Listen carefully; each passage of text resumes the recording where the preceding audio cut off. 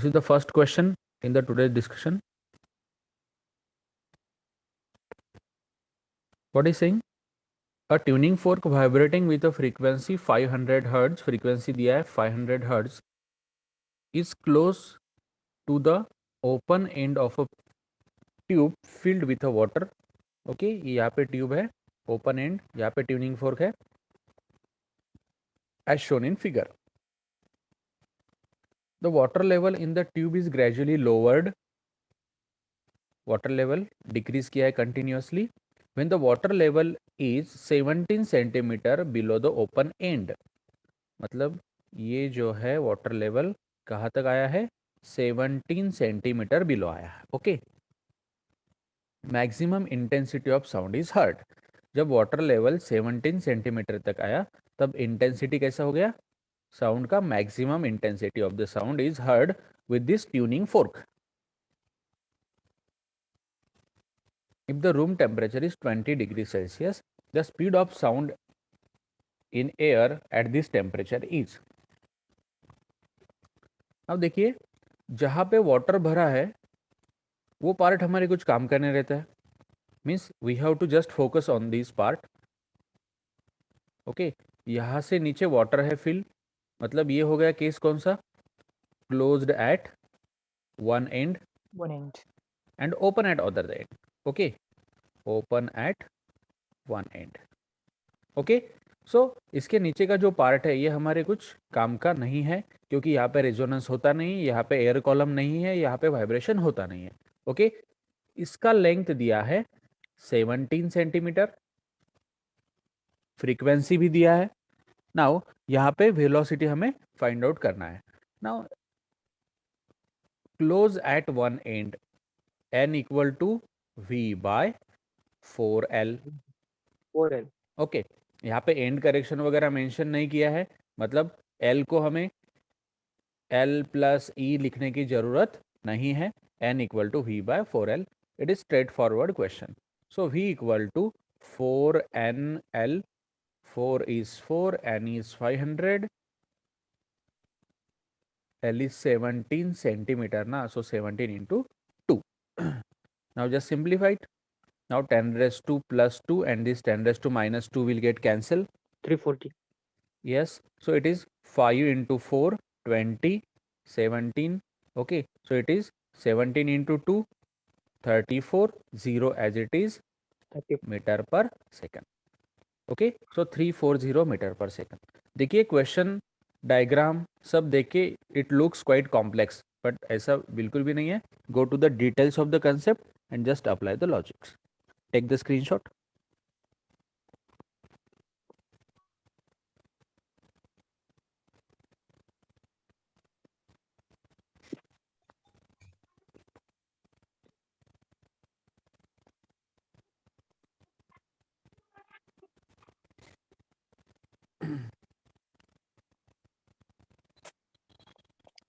Next question. A closed organ pipe and open organ pipe of same length produces 2 beats per second. एक closed pipe है and एक open pipe है, open at both the ends. Okay, this is the closed and this one is open pipe. दोनों का length same है and number of beats कितने produce किए दोनों ने? 2. Number of beats produced per second are 2. While vibrating in their fundamental modes. और mode भी उसने मेंशन किया है, फंडामेंटल मोड. दोनों का भी फंडामेंटल मोड है. अब देखो इसका फंडामेंटल मोड कुछ इस तरीके से आएगा. ओके, और इसका फंडामेंटल मोड कुछ इस तरीके से आएगा. Okay, the length of open organ pipe is half and that of closed pipe is double. Okay, ये केस 2 में किया है, ये हो गया केस 1. केस 2 में क्या किया है? ये जो क्लोज पाइप का लेंथ है इसको हम बोलेंगे यहाँ पे LC एंड ओपन पाइप का जो लेंथ है उसको हम बोलेंगे यहाँ पे LO. और ये LC एंड LO कैसा है? यहाँ पे इक्वल है. ओके, अब केस 2 में क्या किया है? The length of open organ pipe is half. मतलब ओपन पाइप का लेंथ हो गया LO/2 and that of close pipe is double and close pipe का लेंथ हो गया 2LC. Okay. The number of beats produced per second while vibrating in the fundamental mode is. अगर ये दोनों को इस मोड में वाइब्रेट किया तो नंबर ऑफ बीट्स यहाँ पे कितने प्रोड्यूस होंगे, ऐसा क्वेश्चन. मतलब यहाँ पे क्लोज जो पाइप है ना उसको लंबा कर दिया है. ओके. एंड ओपन जो पाइप है उसका लेंथ शॉर्ट कर दिया है. ये है क्लोज वाला एंड ये है ओपन वाला लेंथ. अब देखो यहाँ पे सिर्फ हमें कंसेप्ट अप्लाई करते हुए जाना पड़ेगा. नाउ दोनों का जो फॉर्मूला है for closed pipe N equal to V/4LC आएगा. ये है क्लोज पाइप के लिए. एंड ओपन पाइप के लिए आएगा V/2LO आएगा. ओके. दोनों भी कौन से मोड में है, फंडामेंटल मोड में है. और यहाँ पे नंबर ऑफ बीट्स मुझे कितने मिले, NC-NO equal to 2. In this case number of beats are 2. Okay. Now इस केस में क्या आएगा, NC and NO close pipe and open pipe. Formula क्या आएगा यहाँ पे, देखिए क्लोज पाइप का फॉर्मूला आएगा NC equal to N equal to V/, it is 4 into 2LC आएगा. V/4L ना, लेंथ कितना हो गया, 2LC हो गया. So NC equal to V/8LC. Okay. क्योंकि लेंथ यहाँ पे कितना आ गया, 2LC आ गया. अब ओपन पाइप के साथ क्या होगा यहाँ पे, NO इक्वल टू V/2L0/2 ना, this 2 will get cancel. So open pipe के साथ आ जाएगा V/LO. ओके. अब देखो यहाँ पे मुझे एक रिलेशन मिला है फर्स्ट केस में. अब सेकंड केस में मुझे एक रिलेशन मिलेगा यहाँ पे. इस केस का रिलेशन आएगा NC-NO इक्वल टू N. मुझे ये N यहाँ पे फाइंड करना है. NC कितना है, V/8LC minus V/LO equal to N. Okay. अब देखो यहाँ पे ये मुझे मिला है सेकंड रिलेशन. और यहाँ का रिलेशन क्या आएगा, NC क्या है यहाँ पे, V/4LC माइनस NO क्या है, V/2LO इक्वल टू 2. अब देखो ये है फर्स्ट रिलेशन एंड ये है सेकंड रिलेशन. दोनों रिलेशन को जस्ट आपको सिंप्लीफाई करना है और दोनों रिलेशन को सिंप्लीफाई करके you will directly get the final answer. यहाँ पे देखिए, यहाँ पे 2 है, यहाँ पे N है, V यहाँ पे भी V है एंड LC LO है. तो इसको हम दो इक्वेशन को सॉल्व करेंगे and directly you will get the final answer. Okay. You have to reach to the answer. ये दोनों इक्वेशन आपको सॉल्व करने हैं. Okay. This is the task for you. इसका आन्सर मैं आपको बता देता हूँ. फक्त आता याच्यामध्ये इक्वेशन तुम्हाला फक्त सॉल्व करावे लागतील दोन्ही. याच्यामध्ये आन्सर आलं पाहिजे बघा 7 beats. In the case to number of beats are 7. Take the screenshot.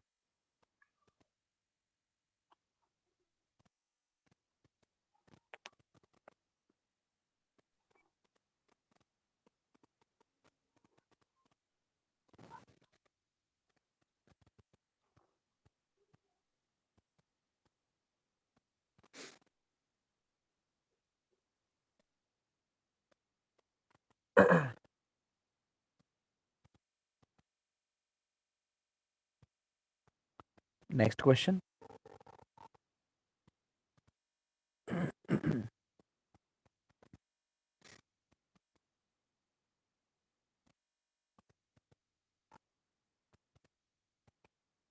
A simple harmonic progressive wave is represented by equation. Equation दिया है where x and y are in centimeter and t is in second. at any instant the phase difference between the two particles separated by 2 centimeter. Now देखिए यहाँ पे हमें जो parameter यहाँ पे find out करना है, हमें फेज डिफरेंस फाइंड आउट करना है.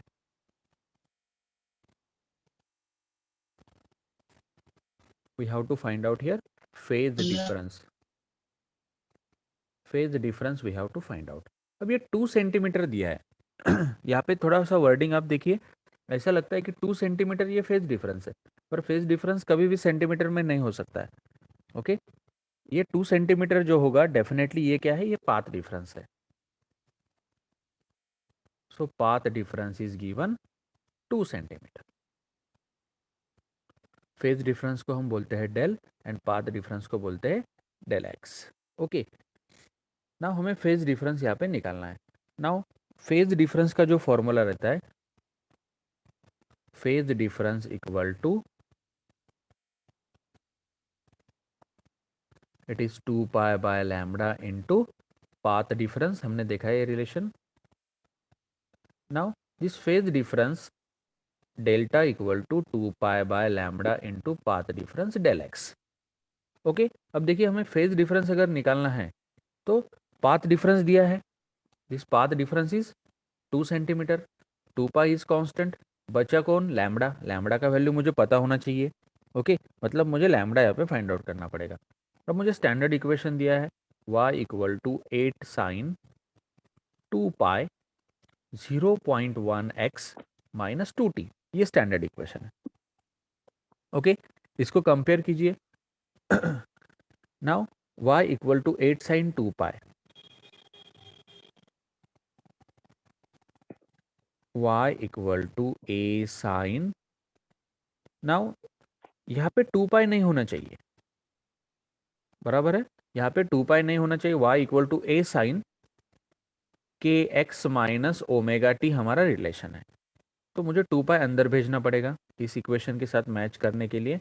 सो y इक्वल टू 8 साइन 2 पाई अंदर भेज दो. सो it is 0.2 pi into x. 0.1 into 2, 0.2 pi into x minus. Now this is what, 2 into 2 4 pi T. Okay, अब देखिए मुझे लैम्बडा निकालना है. लैम्बडा मुझे कौन दे सकता है? अब स्टैंडर्ड इक्वेशन के साथ इसको कंपेयर कीजिए. y equal to a sine k x minus omega t. So k कितना है यहाँ पे? 0.2 पाई. के कितना है? 0.2 पाई. एंड के मतलब क्या? 2 पाई बाय लैम्बडा. ओके, सो हमें यहाँ पे लैम्बडा फाइंड आउट करना है. सो लैम्बडा आएगा 2 pi divided bye 0.2 pi. Pi pi will get cancel. It is 2 divided by 0.2 means it is 1 by 0.1, मतलब 1 by 10 raise to minus 1, 10 raise to minus 1 ऊपर गया, 10 raise two plus 1 हो गया. मतलब lambda कितना है? 10 centimetre. Lambda is 10 centimetre. Okay, so I got here lambda. So del equal to 2 pi divided by 10 into 2. Okay, so it is 1 5, so it is 2 pi bye 5. Now हमें इसको simplify करना पड़ेगा. 2 into pi is 180 divided by 5. Now just simplify it, that is your final answer. 360 divided by 5 करना पड़ेगा.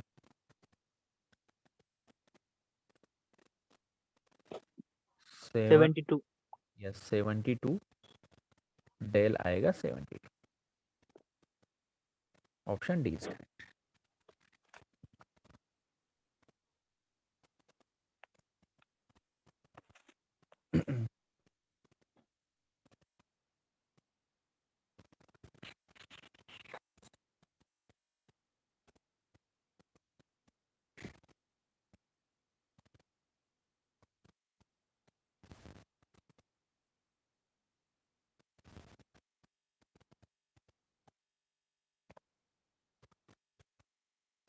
Okay, this is the next question.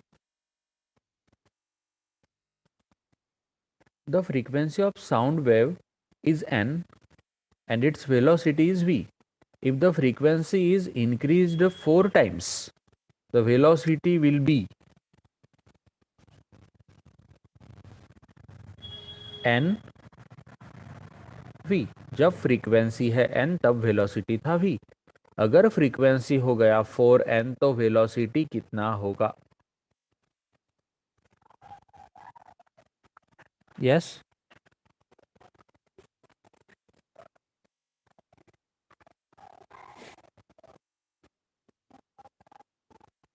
देखिए मैंने ये relation आपको बताया था, frequency does not depend upon medium. Frequency medium पे depend नहीं करता है. ओके सो देखिए यहाँ पे बोला है उसने फ्रीक्वेंसी n है तब वेलोसिटी v था. अगर फ्रीक्वेंसी हो गया 4n तब वेलोसिटी कितना हो जाएगा? एक्चुअली जो रिलेशन है v equal to n lambda है. Okay now v equal to n lambda है. लैम्डा के बारे में उसने कुछ बताया नहीं है. अगर उसने बोला लैम्डा कांस्टेंट है, अगर लैम्डा कांस्टेंट होगा, अगर फ्रीक्वेंसी 4n हो गया तब वेलोसिटी 4v हो जाएगा. पर वेवलेंथ यहाँ पे कांस्टेंट बोला नहीं है. फिर हमें यूज करना पड़ेगा कि frequency does not depend upon the medium. तो उस हिसाब से फ्रीक्वेंसी 4n भी हो गया तो वेलोसिटी को कुछ फर्क नहीं पड़ेगा, क्योंकि मीडियम चेंज हुआ है क्या यहाँ पे? नहीं, उसने बोला ही नहीं कि मीडियम चेंज हुआ है. Okay if medium changes then velocity will change. अगर मीडियम चेंज हुआ है तभी वेलोसिटी चेंज होगा ना. तो उसने यहाँ पे कुछ बोला नहीं कि मीडियम चेंज हुआ है, उसने सिर्फ बोला है कि फ्रीक्वेंसी चेंज हुआ है. तो definitely v equal to n lambda के हिसाब से वेलोसिटी चेंज हुआ है, सॉरी फ्रीक्वेंसी चेंज हुआ है, मतलब वेवलेंथ चेंज हुआ होगा. ओके वेलोसिटी का उसमें कुछ भी मैटर नहीं है. So velocity will remain as it is. याद रखिए if there is change in the medium then and only then there will be change in the velocity. नहीं तो वेलोसिटी में कोई भी चेंज नहीं होता है.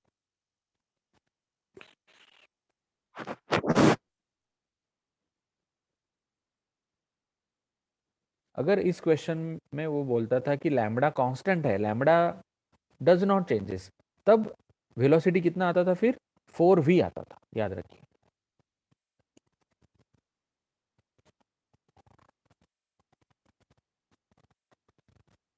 नेक्स्ट क्वेश्चन, इस टाइप का क्वेश्चन ऑलरेडी हमने देखा है.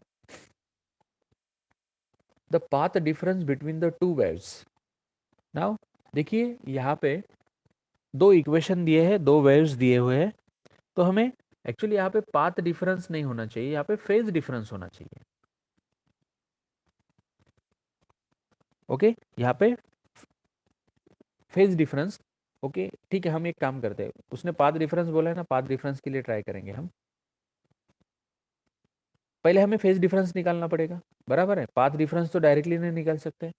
फेज डिफरेंस इक्वल टू, अभी देखा है, 2 pi by lambda into path difference, ये रिलेशन है. ओके हमें यहाँ पे डायरेक्टली पाथ डिफरेंस नहीं निकालना है, हमें यहाँ पे निकालना पड़ेगा फेज डिफरेंस. तब जाके हमें ये पाथ डिफरेंस मिल जाएगा. क्योंकि अगर हमें पाथ डिफरेंस निकालना है तो देखो फॉर्मूला क्या आएगा, path difference equal to phase difference into lambda by 2 pi. Okay अब देखो यहाँ पे उसने क्या बोला है, उसने यहाँ पे बोला है कि हमें पाथ डिफरेंस निकालना है, मतलब मुझे ये फॉर्मूला यूज करना पड़ेगा, path difference equal to lambda by 2 pi into phase difference. Okay चलो फिर पहले निकालते हैं यहाँ पे फेज डिफरेंस. हमें फेज डिफरेंस यहाँ पे लगेगा. नाउ दिस फेज डिफरेंस मतलब क्या, फेज डिफरेंस इक्वल टू, यहाँ पे लिखा है formula 2 pi by lambda into path difference. अब देखो यहाँ पे पाथ डिफरेंस भी निकालना है, फेज डिफरेंस भी निकालना है. तो डायरेक्टली हम ये रिलेशन यहाँ पे नहीं यूज कर सकते. तो देखो यहाँ पे first equation and second equation अच्छे से देखो. यहाँ पे फर्स्ट इक्वेशन में जो फेज दिया हुआ है एंड सेकंड इक्वेशन में जो फेज दिया हुआ है, इससे हमें फेज डिफरेंस मिल सकता है। कैसे? देखिए, phi one it is omega t minus 2 pi x/लैम्बडा है, एंड फाई टू है यहाँ पे ओमेगा टी माइनस 2 पाई x/लैम्बडा प्लस फाई। ओके, ना मुझे फेज डिफरेंस निकालना है। Phi two minus phi one मुझे निकालना है। ओमेगा टी माइनस 2 पाई x/लैम्बडा plus phi minus phi two, मतलब minus omega t plus 2 pi x/लैम्बडा। उस हिसाब से minus omega t plus omega t minus 2 pi x/लैम्बडा प्लस 2 पाई x/लैम्बडा, और यहाँ पे बचा क्या? सिर्फ यहाँ पे बच गया सिर्फ फाई। ओके, अब देखिए यहाँ पे, सॉरी यहाँ पे कॉस है ना, इट इज हियर कॉस, मतलब मुझे यहाँ पे साइन करने के लिए इस इक्वेशन को y2 को साइन करने के लिए y2 equal to a2 sine omega t minus 2 pi x/लैम्बडा प्लस फाई प्लस पाई/2 मुझे करना पड़ेगा। ओके, मतलब ये सेकंड फेज कितना आएगा? यहाँ पे प्लस पाई/2 आएगा। ओके, और ये यहाँ पे प्लस पाई/2 बचा हुआ रहेगा एज इट इज, यहाँ पे इसके साथ प्लस पाई/2 यहाँ पे बचा हुआ रहेगा, और हमारा जो फाइनल फेज है वो कितना आएगा फिर? दिस पाई/2 प्लस फाई, ये आएगा phase difference. This is phase difference. देखिए यहाँ पे क्या रह गया था कि यहाँ पे साइन है ना, यहाँ पे कॉस था, दोनों भी साइन होना चाहिए, इसलिए ये इस कॉस को मैंने क्या किया? यहाँ पे साइन में कन्वर्ट किया, यहाँ पे साइन लिख दिया मैंने, मतलब मुझे यहाँ पे प्लस पाई/2 करना पड़ेगा। अब देखिए फेज डिफरेंस आ गया मेरे पास पाई/2 प्लस फाई। मुझे निकालना क्या है? मुझे निकालना है path difference. So this path difference equal to this पाई/2 plus phi into lambda divided by 2 pi.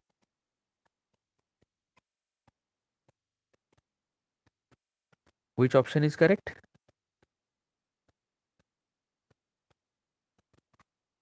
Lambda by 2 pi phi plus पाई/2, ऑप्शन बी इज करेक्ट ना?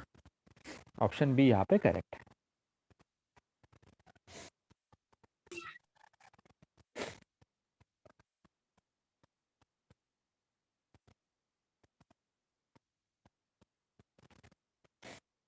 Take the screenshot.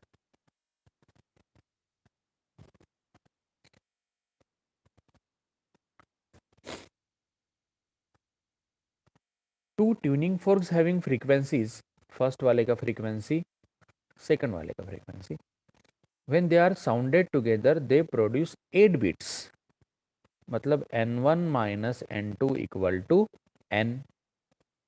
ओके,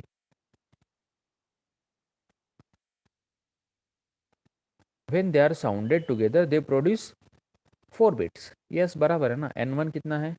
मुझे यहाँ पे n2 माइनस n1 करना पड़ेगा। n2 minus n1 equal to n।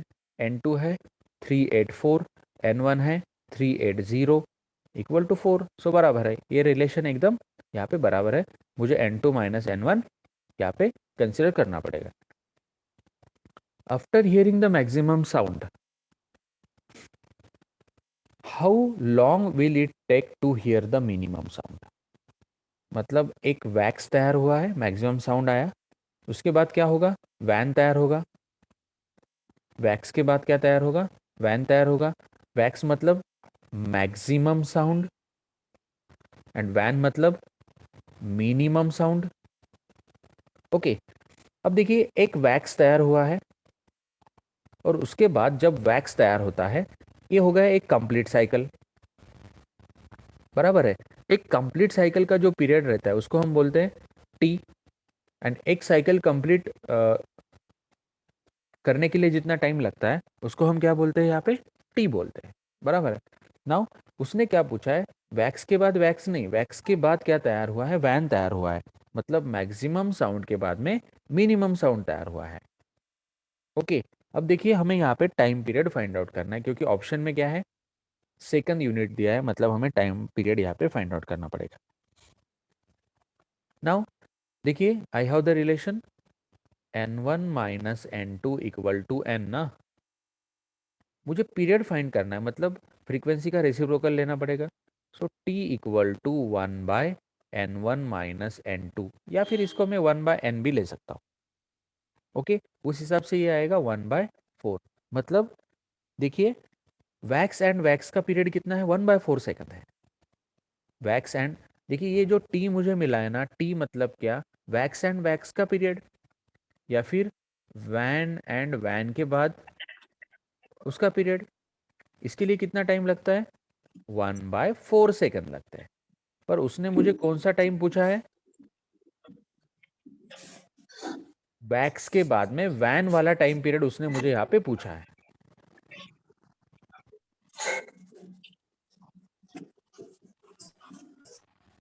Yes, wax के बाद में वैन. देखिए पैटर्न क्या रहता है, wax, wane, wax, wane, like this. अब ये वैक्स से लेके इस वैक्स तक कितना टाइम लग रहा है, 1/4 सेकंड लग रहा है. फिर वैक्स एंड वैन के बीच में कितना लगेगा, उसके हाफ ना, 1/4 का हाफ मतलब 1/8 लगेगा. कितना टाइम पीरियड लगेगा, 1/8. So option C is correct. मतलब उसने पूछा है maximum and minimum sound. Concept समझिए आप लोग. देखिए यहाँ पे जो पीरियड मिला है, पीरियड मतलब एक साइकिल. ओके, उसने वैक्स एंड वैक्स मतलब मैक्सिमम एंड मैक्सिमम का टाइम पीरियड नहीं पूछा है. After hearing the maximum sound how long it will take to hear the minimum sound. Maximum के बाद में मिनिमम साउंड, मैक्सिमम के बाद में मिनिमम आने के लिए कितना टाइम लगेगा, मतलब वो लगेगा टाइम पीरियड के हाफ. टाइम पीरियड है 1/4, उसका हाफ, सो इट इज 1/8.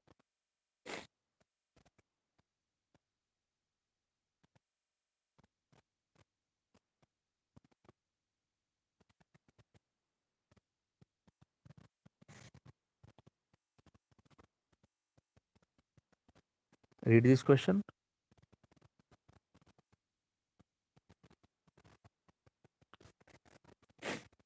इस टाइप के हमने 4-5 क्वेश्चन ऑलरेडी सॉल्व किए हैं. देखिए इसको,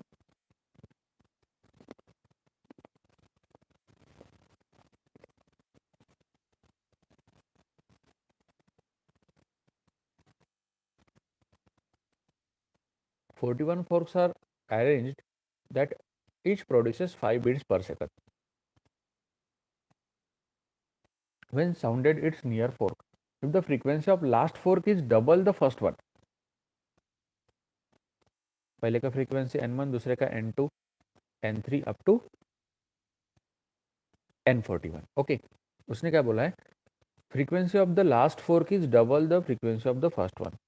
मतलब n41 कैसा है, डबल है n1 के. मतलब ये इंक्रीजिंग ऑर्डर में इनको अरेंज किया है, इसलिए लास्ट वाले का फ्रीक्वेंसी सबसे बड़ा हो गया है. Then the frequencies of the first and the last fork are. First वाले का फ्रीक्वेंसी निकालना है एंड लास्ट वाले का फ्रीक्वेंसी मुझे निकालना है. ओके, नाउ यहाँ पे नंबर ऑफ बिट्स कितने दिए हैं, 5. चलिए वापस, मैंने इसका एक शॉर्टकट आपको बताया. ओके, क्लास में एक शॉर्टकट आपको बताया था, उस शॉर्टकट से भी कर सकते हैं, या फिर दूसरा मेथड मैंने जो सिखाया था लास्ट लेक्चर में, उससे भी इसको सिंप्लीफाई कर सकते हैं. देखिए यहाँ पे एक रिलेशन बनता है. नाउ फ्रीक्वेंसी बढ़ रहा है, means this n2 minus n1 equal to 5. n2 बड़ा है, n1 छोटा है. हाँ, मैं इसको ऐसे भी लिख सकता हूँ, this n3 minus n2 equal to 5, n4 minus n3 equal to 5. Okay, ऐसे हम लास्ट वाले तक गए तो n41 minus n40 equal to 5.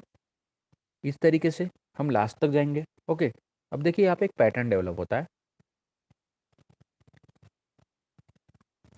Now n2 minus n1 equal to 5.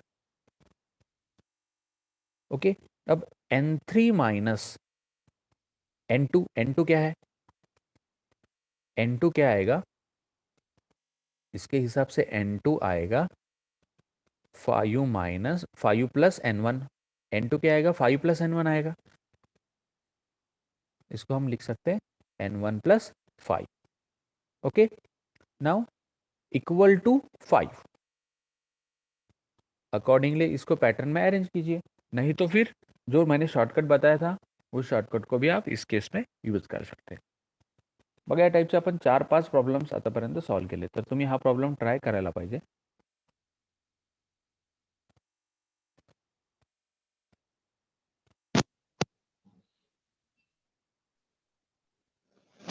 Option A. Very good, option A is correct.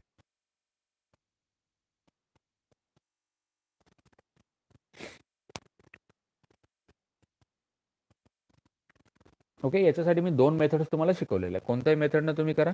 क्लासमध्ये जो शिकवला होता तो सिम्पलेस्ट मेथड आहे, त्या मेथडनं जर केलं तर बेस्ट आहे एकदम, काहीच प्रॉब्लेम नाही. It is number of tuning forks -1, number of tuning fork -1 यहाँ पे लेना पड़ता है.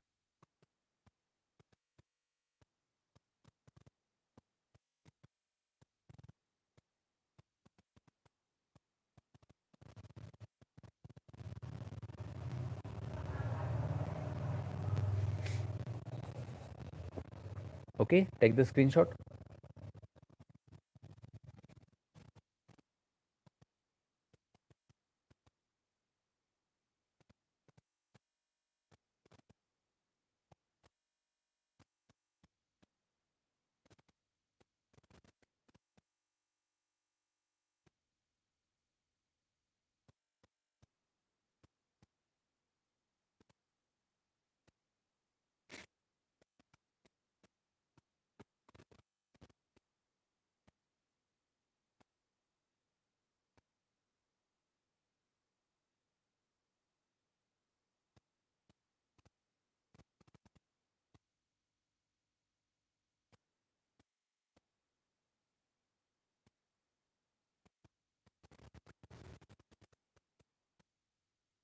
Read the next question.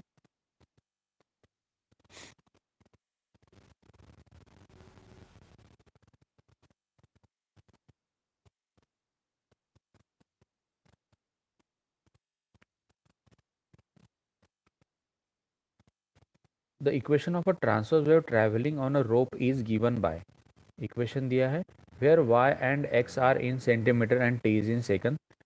The maximum transverse speed of the particle in the rope is, maximum transfer speed हमें यहाँ पे फाइंड आउट करना है.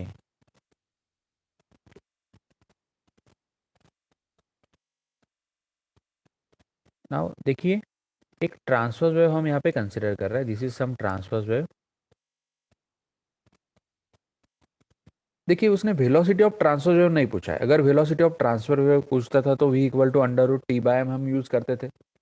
Okay, what is saying, transfer wave का इक्वेशन उसने दिया है, and maximum transfer speed of a particle in the rope is, मतलब ये जो रोप है इसका ये पार्टिकल है, इसका ऑसिलेशन हो रहा है इस तरीके से यहाँ पे ऑसिलेशन हो रहा है, ये सब पार्टिकल का इस तरीके से ऑसिलेशन यहाँ पे होता है.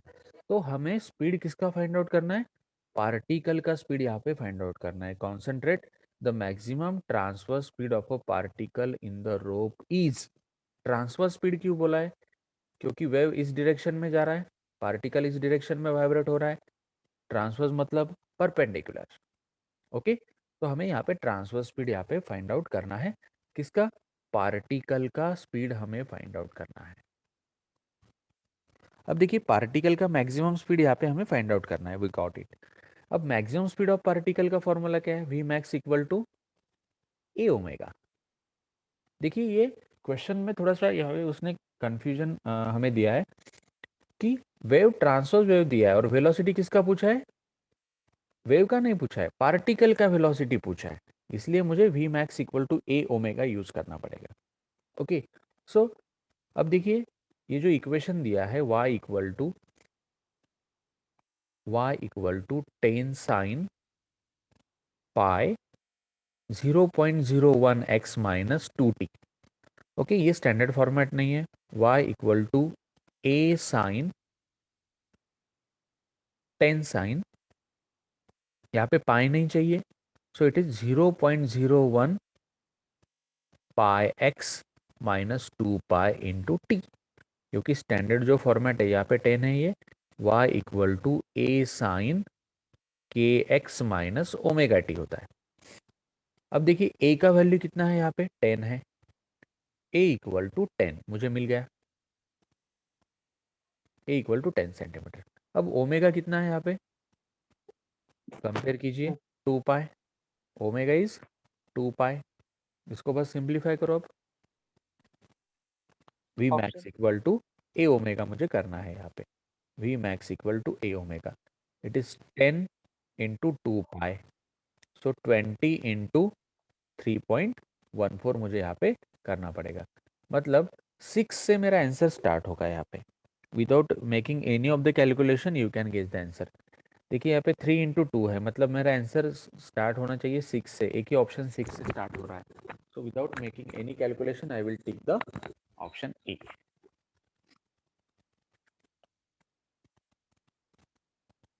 वेलोसिटी ऑफ वेव नहीं पूछा है, वेलोसिटी ऑफ पार्टिकल पूछा है, इसलिए v max equal to a omega हमने लिया है, वेलोसिटी ऑफ पार्टिकल।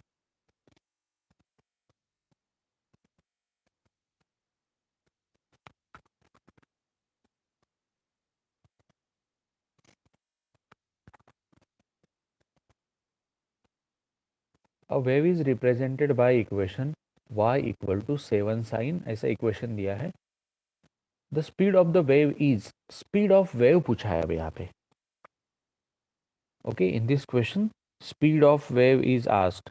अब देखिए स्पीड ऑफ वेव मुझे यहाँ पे फाइंड आउट करना है, और उसका इक्वेशन मुझे पूरी तरीके से यहाँ पे दिया हुआ है, y equal to 7 sign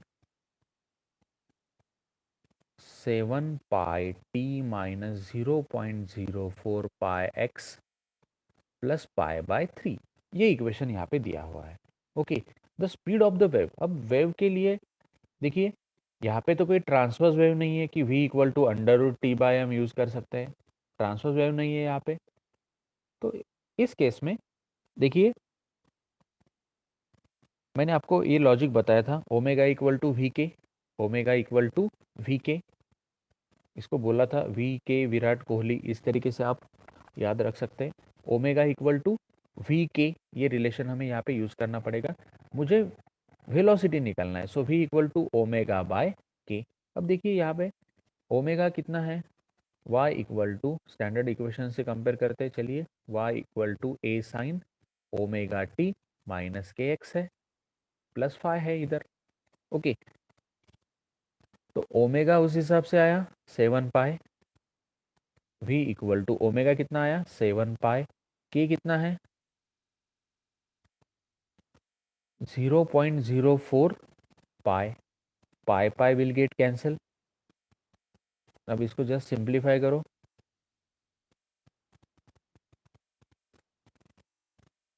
metre in terms of पाई दिया है ऑप्शन,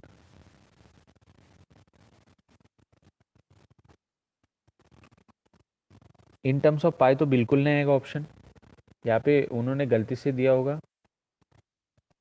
नहीं तो फिर नहीं तो फिर इसमें हमारा ऑप्शन जो है देखिए यहाँ पे हम कुछ भी कैलकुलेशन नहीं करेंगे, इन टर्म्स ऑफ पाई देखिए, ये ऑप्शन इन टर्म्स ऑफ पाई, ये भी है ये भी है, और हमारे ऑप्शन में तो पाई पाई कैंसिल हो गया ना, पाई रहेगा ही नहीं वहाँ पे, मतलब विदाउट पाई वाला हमारा ऑप्शन होने के बहुत ज़्यादा चांसेस है, मतलब हमारा ऑप्शन ए हो सकता है। ओके, इसको अगर हमने क्रॉस चेक किया तो ये सब वैल्यूज मीटर में दिए हुए हैं, और आंसर जो दिया है वो मीटर पर सेकंड में दिया हुआ है, क्योंकि ये वेलोसिटी है, ऑब्वियसली ये मीटर पर सेकंड में ही यहाँ पे लगेगा।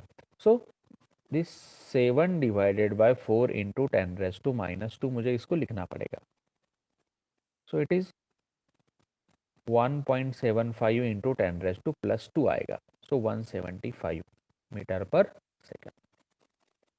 Option A is correct. इसको गेस भी कर सकते हैं या फिर वहां तक जा भी सकते हैं by making the simple calculations.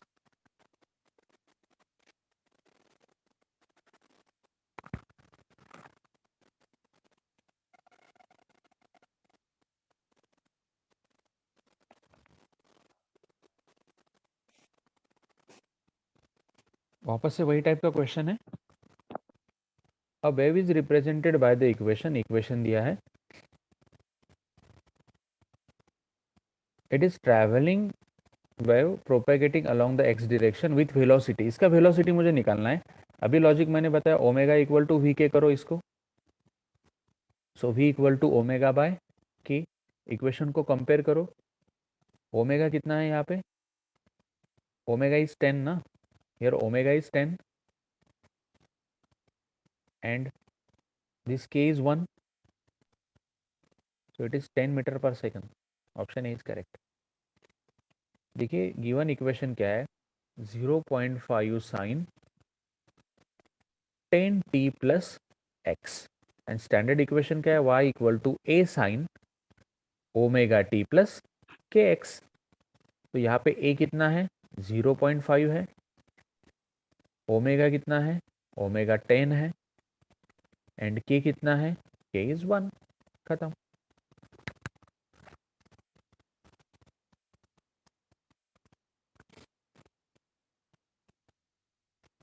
I think questions are finished. Okay ठीक है. बाकी का पार्ट हम कल के लेक्चर में कंटिन्यू करेंगे. I will upload this video. जो लोगों ने नहीं देखा है, कुछ क्वेश्चन मिस हुए तो वहाँ पे आप कंटिन्यू कर सकते हैं. So thank you very much. See you in the next lecture.